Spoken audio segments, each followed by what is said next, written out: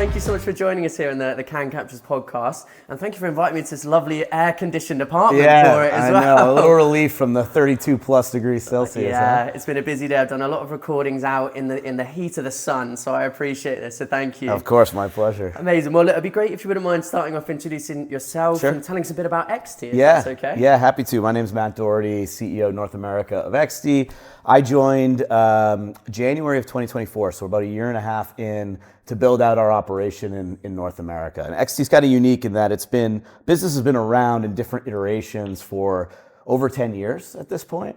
The name itself is fairly new. We actually rebranded to EXTE back in January when I joined last year. And the reason for that rebrand is because it was important for us to assume a new identity because we had gone through a flurry of M&A activity, acquiring various technologies and other sort of enterprise businesses that existed mostly throughout Spain. And each of them sort of had their own function and brought something, a capability or a technology that was pretty compelling to us. And when we started to look at the totality of these acquisitions that we had made, we realized that if we had brought them together and sort of put them all under one roof, so to speak, we would have had sort of overnight a pretty compelling end-to-end platform that would both support the marketing side of the ecosystem as well as the publishing side.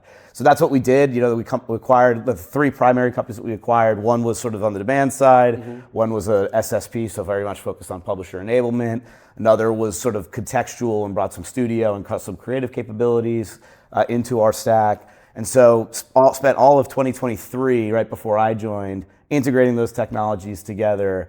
And fast forward to 2024 when I joined, we now had an end-to-end solution that really, as I said, serviced the needs of both the marketing side and the publisher side.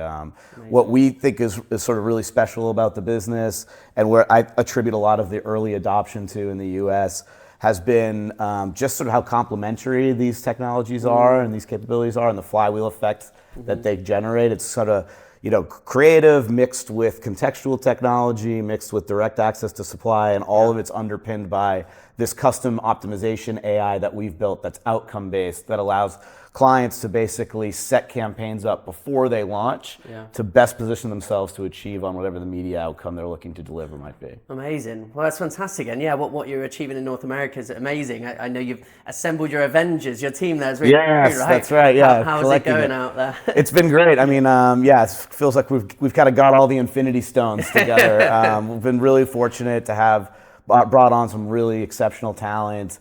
I was the first employee back in January. We're over 25 people in the U.S. now, and kind of come from all different parts of the industry, and have really been, I would say, kind of like the real energy behind what's helped us penetrate the U.S. market so quickly, which, as you know, is no easy task. Well, you should be really proud of that. That's incredible. And of course, here in Cannes, though, at the moment, and I'm sure you've been to Cannes a few times before, right? What are you looking forward to, though, about this Cannes, and what do you think is maybe going to be talked about most? I think, obviously, outside of the weather and having an excuse to be in the south of France in June, there's so much value in Cannes and just the human interaction, the human capital component of being here.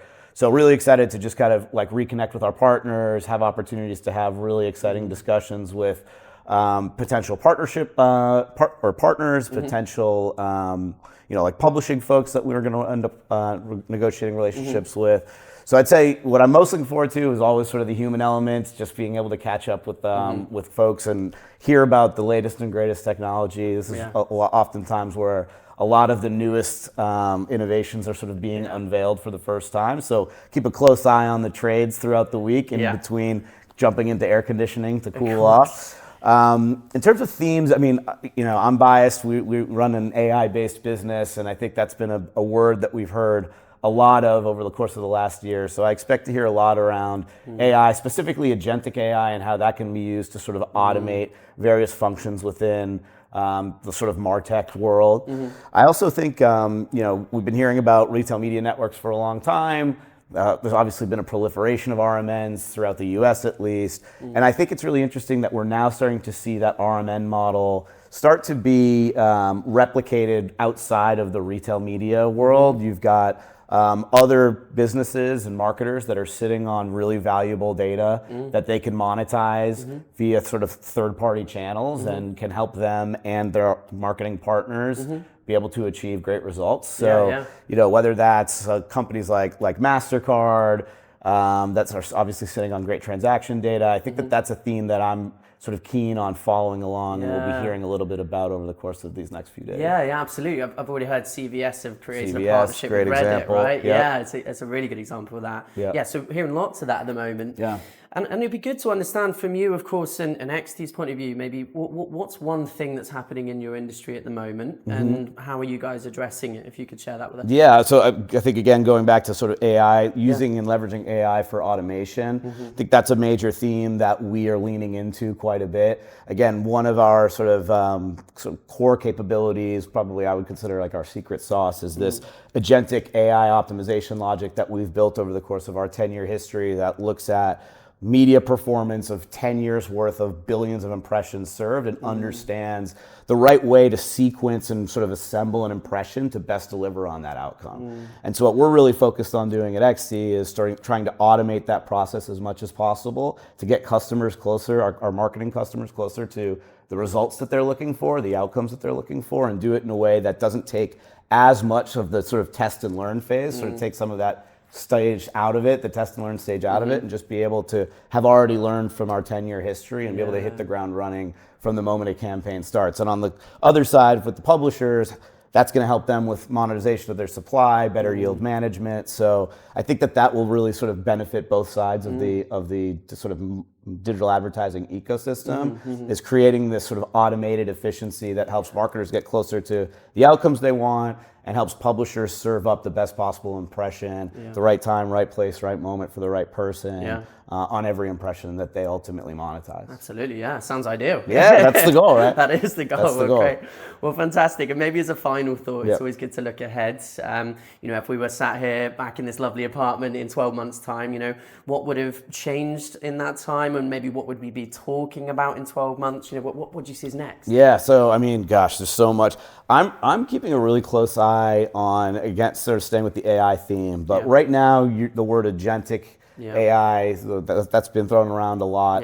And obviously that's a sort of, you know, one flavor of AI that's available now. Generative AI is really interesting to me, and I think there's probably some well-deserved sort of caution and trepidation around how that can be properly harnessed and best deployed within advertising. You know, you think of what GAI could do for components of our business like creative, right? Or like influencer and social marketing as an example. And marketers understandably are going to be a bit cautious with what kind of boundaries they let GAI play within. But I think that's probably kind of the next iteration of AI that's going to come and sort of impact our industry the way that agentic is right now. Its application is what I'm most closely monitoring, because again, I think there will be some limitations and probably some like mental hurdles that a lot of us have to overcome to start to get comfortable with it. And GAI, like all AI, is not perfect just yet. But I think, you know, we come back here in the next couple of years, we'll be probably seeing some companies similar to EXTE doing some really cool things, leveraging power of self-assembling AI, not just agentic AI. Wow, yeah. No, I agree. I think it's been talked about more and more for years to come, isn't it? Yeah, I think so. Yeah. Amazing. Well, look, thank you so much, Matt. It's been lovely to talk with you. For making Enjoy some time. The rest of your time in Cannes. Thank you, you too. I'm sure this arm will be full of wristbands up to the elbow next. I feel like I'm at Coachella right now, you know? Yeah, it's going to be a good week. Right, thank you. Thank you.